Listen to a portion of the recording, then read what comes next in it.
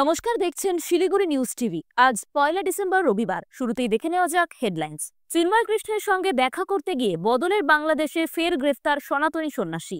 দল যাদের দায়িত্ব দিয়েছে যোগ্যতা প্রমাণের দায়িত্ব তাদের, মমতার সিদ্ধান্তই চূড়ান্ত, জানালেন অভিষেক। বিজেপির 50টি আসন পাওয়া কঠিন, 2026 বিধানসভা নির্বাচন নিয়ে মত কেন্দ্রীয় নেতৃত্বে। জাতীয় পতাকার অবমাননা হলেও বাংলাদেশি রোগীদের শহরে চিকিৎসা পাওয়া উচিত, মত ফেরহাদের। বাঁশঝাড়ের নাবালিকা ভাগ্নিকে যৌন নির্যাতনের পর খুন, গ্রেপ্তার মামা। সোমবার এই ইস্যুতে ফের উত্তাল হতে চলেছে লোকসভা। তৃণমূলকে পাশে পেতে মরিয়া কংগ্রেস। শ্বাসকষ্ট, শরীরে কমছে অক্সিজেনের মাত্রা, ডেঙ্গুর নয়া উপসর্গ বাড়াচ্ছে চিন্তা। আসছি বিস্তারিত খবরে। চিন্ময় কৃষ্ণ দাস ব্রহ্মচারীর গ্রেফতারের পর বাংলাদেশের চট্টগ্রামে গ্রেফতার আরও এক সন্ন্যাসী। কি কারণে ওই সন্ন্যাসীকে গ্রেফতার করা হয়েছে তা পুলিশের তরফে এখনো বলা হয়নি। তবে জানা যাচ্ছে শ্যামদাস প্রভু নামে ওই সন্ন্যাসী জেলে চিন্ময় কৃষ্ণ দাসের সঙ্গে দেখা করতে গিয়েছিলেন। সূত্রের খবর, শ্যামদাস প্রভু জেলে চিন্ময় কৃষ্ণ দাসের জন্য প্রসাদ নিয়ে গিয়েছিলেন। ওই সন্ন্যাসীকে গ্রেফতারে কোনো পরোয়ানা চট্টগ্রাম পুলিশের হাতে ছিল না। গ্রেফতারের বিষয়টি স্বীকার করেছেন কলকাতার ইসকনের মুখপাত্র এবং vice president Radharaman Das. X হ্যান্ডেলে করা এক পোস্টে রাধারমন লিখেছেন, আজ আরও এক সন্ন্যাসী শ্যামদাস প্রভুকে গ্রেফতার করেছে চট্টগ্রাম পুলিশ। উল্লেখ্য, দেশদ্রোহের অভিযোগ চট্টগ্রামে গ্রেফতার করা হয়েছে ইসকনের প্রাক্তন সদস্য চিন্ময় কৃষ্ণ দাসকে। তার বিরুদ্ধে বাংলাদেশের জাতীয় পতাকার অপমান এবং প্ররোচনামূলক ভাষণ দেওয়ার অভিযোগ রয়েছে। এই নিয়ে ভারত এবং বাংলাদেশে উত্তেজনা বাড়ছে। চিন্ময় কৃষ্ণের গ্রেফতারের পর কলকাতায় এই নিয়ে বাংলাদেশ হাইকমিশনের সামনে বিক্ষোভ হয়েছে। গ্রেফতারের ঘটনায় পরপর প্রতিবাদ এবং নিন্দা জানায় ভারত এবং শাসক দল বিজেপি। এখন প্রশ্ন হলো, কে এই চিন্ময় কৃষ্ণ দাস ব্রহ্মচারী, আর কেনই বা তাকে গ্রেফতার হতে হলো, কিংবা গ্রেফতারের পরই বা কেন চারিদিকে এত আলোচনা সমালোচনা সৃষ্টি হলো?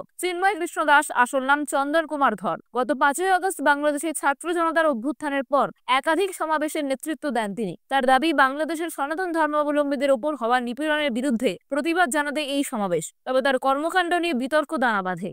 উপনির্বাচনে তৃণমূলের জয়ের পর রণকৌশল বদলেছেন দলনেত্রী মমতা বন্দ্যোপাধ্যায়। কালীঘাটে তৃণমূলের জাতীয় কর্মসমিতির বৈঠকে একগুচ্ছ নতুন মুখ এবং তাদের নতুন দায়িত্বের কথা ঘোষণা করেছেন মুখ্যমন্ত্রী। তৃণমূলের সর্বভারতীয় সাধারণ সম্পাদক অভিষেক বন্দ্যোপাধ্যায়, তিনি এবার থেকে গুরুদায়িত্ব পালন করবেন দিল্লির মুখপাত্র হিসেবে। অর্থাৎ নয়াদিল্লিতে যা যা ঘটবে তার প্রেক্ষিতে দলের অবস্থান বা প্রতিক্রিয়া জানাবেন তিনি। নতুন দায়িত্ব পেয়ে কি বললেন অভিষেক? শনিবার আমতলায় সব শ্রেয় কর্মসূচির উদ্বোধন করতে এসে কর্মসমিতির নয়া কাঠামো নিয়ে মুখ খুললেন অভিষেক। তিনি বললেন, দল ও নেত্রীর সিদ্ধান্ত শিরোধার্য।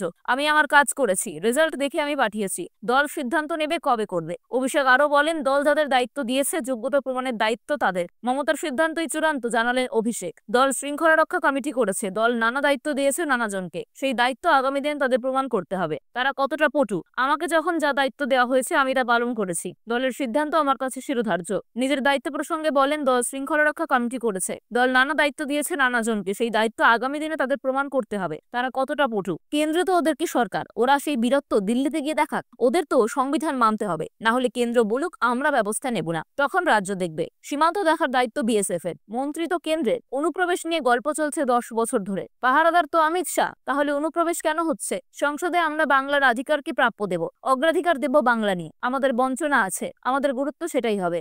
বাংলায় মানুষের সঙ্গে বিজেপি নেতাদের জনসংযোগে বিরাট ঘাটতি রয়েছে বলে মনে করেছেন কেন্দ্রীয় নেতৃত্ব। সাংসদ বিধায়করা নিজেদের এলাকায় সময় দেন না বলে রিপোর্ট পেয়েছেন। দলীয় নেতৃত্বের প্রকাশ্য অন্তর্দ্বন্দ্ব। তৃণমূলের মতো দলকে হারাতে যে সাংগঠনিক কুশলতা, দক্ষতা, পরিকল্পনা প্রয়োজন ছিল তা করতে পারেনি বিজেপির নেতারা। সালটা ছিল 2021। বাংলার রাজনীতিতে পদ্মফুলের সমাহার দেখেছিলেন সকলে। এই বাংলায় তখন বিধানসভা নির্বাচনে 77টি আসন জিতে প্রধান বিরোধী দল হয় বিজেপি। আর তার আগে 2019 সালে আগমনী সুর শুনিয়েছিল গেরুয়া শিবির। 18টি আসন জিতেছিল লোকসভা নির্বাচনে, কিন্তু 2021 সালে তৃতীয়বার ক্ষমতায় আসেন মমতা বন্দ্যোপাধ্যায় এবং তার দল তৃণমূল কংগ্রেস। তারপর থেকে আর একটি নির্বাচনে সাফল্য পায়নি বঙ্গ বিজেপি, বরং যত দিনে গিয়েছে ততই ভরাডুবি হয়েছে। 14টি উপনির্বাচনে গোহারা হেরেছে বিজেপি। তাই আর 15 মাস পর 2026 সালে বিধানসভা নির্বাচনে বিজেপিকে বাংলায় কুপি নিয়ে খুঁজতে হবে বলে মনে করছেন অনেকে। তাই আগামী বিধানসভায় বাংলার কুর্সি দখল তো দূরে থাক, 50টি আসন জিততে পারবে কিনা তা নিয়ে সন্দিহান কেন্দ্রীয় নেতৃত্ব। 2024 সালে লোকসভা নির্বাচনে বিজেপি 12 আসন জিতেছে, সেখানে তৃণমূল কংগ্রেস 29টি আসন জিতে নেয়, সেখানে বিজেপির 6টি আসন কমে গিয়েছে। এই আবহে একটা দুর্বলতা মারাত্মক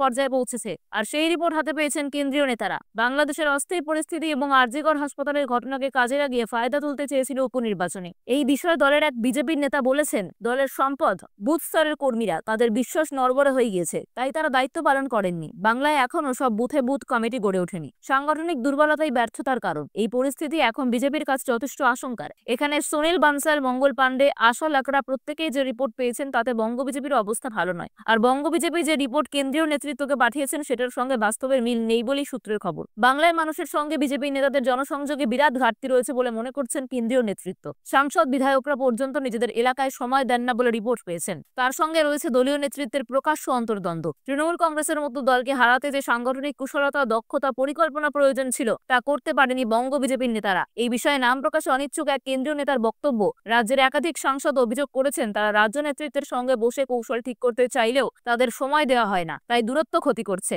এইরকম দলের অবস্থা নিয়ে যদি 2026 সালের বিধানসভায় ঝাঁপায় বিজেপি, তাহলে 50টি আসনও জুটবে না বলে মনে করছেন কেন্দ্রীয় নেতৃত্ব।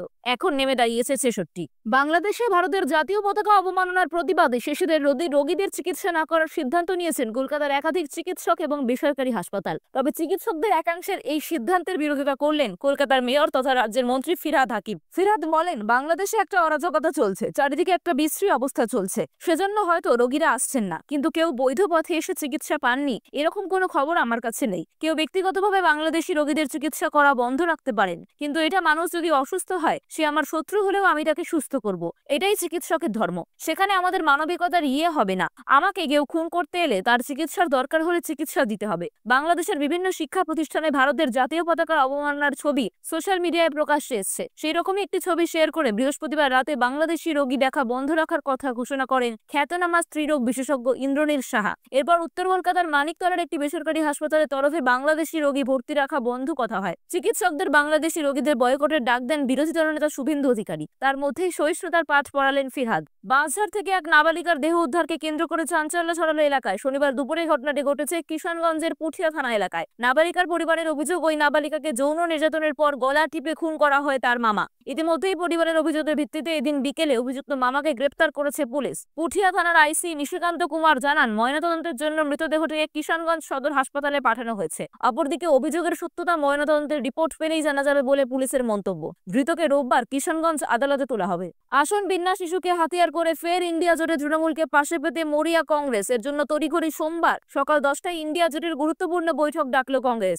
বিশেষভাবে আমন্ত্রণ জানানো হলো তৃণমূলকেও। আসন বন্টন ইস্যুতে প্রতিবাদের রূপরেখা ঠিক করতে সুদীপ বন্দ্যোপাধ্যায়ের সঙ্গে একাধিকবার যোগাযোগ করলেন কংগ্রেসের লোকসভার ডেপুটি লিডার গৌরব গগৈ। কিরেন রিজিজুর সঙ্গেও যোগাযোগ করেছেন গৌরব গগৈ। এই নিয়ে পৃথকভাবে স্পিকারকে চিঠি লিখে প্রতিবাদ জানাতে চলেছেন সুদীপ। সোমবারও লোকসভা অধিবেশন চলার ক্ষেত্রে অনিশ্চয়তা দেখা দিল, কারণ লোকসভায় সংসদের আসন বিন্যাস এই নিয়ে বেজায় চটেছে তৃণমূল এবং কংগ্রেস। গত জুলাই মাসে স্পিকার অফিসের নির্দেশে দলীয় সাংসদদের আসন বিন্যাসের ক্রমিক সংখ্যা অনুযায়ী তালিকা তৈরি করে জমা দেন লোকসভায় তৃণমূলের দলনেতা সুদীপ বন্দ্যোপাধ্যায়। কিন্তু শনিবার সাংসদের আসন বিন্যাসের যে তালিকা প্রকাশ করা হয়েছে তাতে দেখা যাচ্ছে সুদীপ বন্দ্যোপাধ্যায় তৃণমূলের লোকসভা দলনেতা হওয়া সত্ত্বেও তার আসন সরিয়ে দেওয়া হয়েছে সমাজবাদী পার্টির সাংসদদের সামনে। অর্থাৎ তৃণমূলের অন্যান্য সাংসদরা বসবেন অন্য দলের পিছনের সারিতে, আর সুদীপ বন্দ্যোপাধ্যায়ের পিছনের সারিতে বসবেন সমাজবাদী পার্টির সাংসদরা। আসন বিন্যাস নিয়ে সরকারের এই কাণ্ডে সোমবার থেকে তীব্র ক্ষোভ উগরে দেবে তৃণমূল, জানালেন সুদীপ বন্দ্যোপাধ্যায়। এই একই ইস্যুতে সোমবার লোকসভায় শোরগোল করতে চলেছে কংগ্রেস, তাতেই তৃণমূলকে পাশে পেতে চাইছে কংগ্রেস। সূত্রের খবর, নতুন লোকসভায় সামনের সারিতে বেশ কিছু রদবদল করা হয়েছে। শাসক দল বিজেপির সর্বভারতীয় সভাপতিকে সামনের সারিতে বসার সুযোগ করে দিতে চাইছে সরকার, যার ফলে অন্যান্য দলের নেতা এবং সাংসদরা বসার আসন বিন্যাসে রদবদল করতে হয়েছে। প্রসঙ্গত, সোমবার থেকে দুদিনের জন্য সংসদে সংবিধান নিয়ে আলোচনা শুরু হতে চলেছে। গত কয়েকদিন অধিবেশন না চলায় সরকার এবং বিরোধীদের মধ্যে আলোচনার প্রেক্ষিতে বিরোধীদের দাবি মেনে সংবিধান নিয়ে আলোচনা করতে রাজি হয়েছে সরকার, কিন্তু এরই মধ্যে এসে গিয়েছে আসন বিন্যাস বিতর্ক, যার ফলে সোমবার অধিবেশন সুষ্ঠুভাবে চলা নিয়ে সংশয় দেখা দিয়েছে। শীতের মরশুমে লাফিয়ে বাড়ছে ডেঙ্গু আক্রান্তের সংখ্যা। তবে এবার উপসর্গ শুধু জ্বর নয়, দেখা দিচ্ছে শ্বাসকষ্ট সহ একাধিক নয়া সমস্যা। জ্বর জেরে ক্ষতিগ্রস্ত হচ্ছে আক্রান্তদের ফুসফুস, ফলে চিন্তা বাড়ছে চিকিৎসকদের। এই মরশুমে ডেঙ্গুর উপসর্গ কি? কাঁপুনি দিয়ে জ্বর, শ্বাসকষ্ট, কমছে অক্সিজেনের মাত্রা, কমছে রক্তচাপ, তলপেটে ব্যথা, বমি, ডায়রিয়া, দুর্বলতা।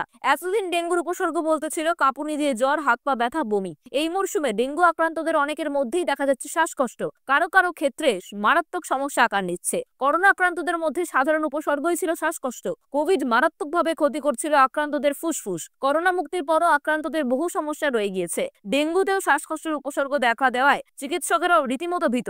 মনে পড়ে যাচ্ছে করোনার ভয়াবহতা। উল্লেখ্য, ডেঙ্গুর পাশাপাশি রাজ্যের বিভিন্ন প্রান্তে বেড়ে চলেছে ম্যালেরিয়া আক্রান্তের সংখ্যা। স্বাস্থ্য ভবনের তরফে কেন্দ্রীয় স্বাস্থ্য মন্ত্রকে পাঠানো রিপোর্ট বলছে, চলতি বছরের আগস্ট পর্যন্ত রাজ্যে প্লাজমোডিয়াম ভাইভাক্স ম্যালেরিয়া আক্রান্তের সংখ্যা ৯,১১৬ জন। প্লাজমোডিয়াম ফ্যালসিফেরাম ম্যালেরিয়া আক্রান্ত ২,১২৩ জন। মৃত্যু হয়েছে ৫ জনের। অগস্টের পর বেড়েছে আক্রান্তের সংখ্যা। আক্রান্তের সংখ্যা সবথেকে বেশি রাজ্যের ৮টি জেলার ৩১টি ব্লকে। জেলাগুলি হলো আলিপুরদুয়ার, বাঁকুড়া, জলপাইগুড়ি, ঝাড়গ্রাম, মালদহ, মুর্শিদাবাদ, পুরুলিয়া এবং বিষ্ণুপুর স্বাস্থ্য জেলা। এতক্ষণ দেখছিলেন শিলিগুড়ি নিউজ টিভি। খবর আজকের মতো এ পর্যন্তই।